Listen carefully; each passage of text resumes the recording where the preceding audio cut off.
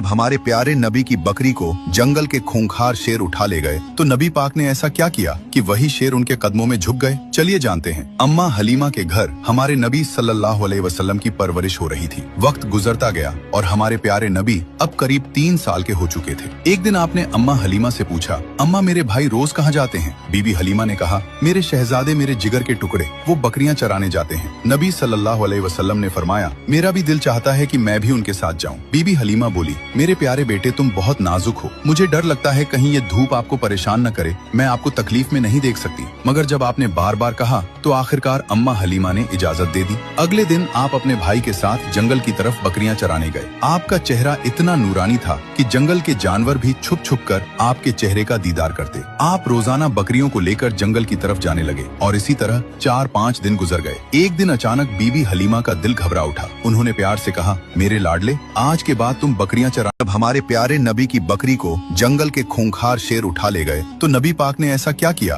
कि वही शेर उनके कदमों में झुक गए। चलिए जानते हैं। अम्मा हलीमा के घर हमारे नबी सल्लल्लाहु अलैहि वसल्लम की परवरिश हो रही थी। वक्त गुजरता गया और हमारे प्यारे नबी अब करीब 3 साल के हो चुके थे। एक दिन आपने अम्मा हलीमा से पूछा, अम्मा मेरे भाई रोज कहाँ जाते हैं? बीबी हलीमा ने कहा, मेरे शहजादे मेरे जिगर के टुकड़े वो बकरियां चराने जाते हैं। नबी सल्लल्लाहु अलैहि वसल्लम ने फरमाया, मेरा भी दिल चाहता है कि मैं भी उनके साथ जाऊं। बीबी हलीमा बोली, मेरे प्यारे बेटे तुम बहुत नाजुक हो, मुझे डर लगता है कहीं ये धूप आपको परेशान न करे, मैं आपको तकलीफ में नहीं देख सकती। मगर जब आपने बार बार कहा तो आखिरकार अम्मा हलीमा ने इजाजत दे दी। अगले दिन आप अपने भाई के साथ जंगल की तरफ बकरियां चराने गए। आपका चेहरा इतना नूरानी था कि जंगल के जानवर भी छुप छुप कर आपके चेहरे का दीदार करते। आप रोजाना बकरियों को लेकर जंगल की तरफ जाने लगे और इसी तरह 4-5 दिन गुजर गए। एक दिन अचानक बीबी हलीमा का दिल घबरा उठा। उन्होंने प्यार से कहा, मेरे लाडले आज के बाद तुम बकरियां चरा।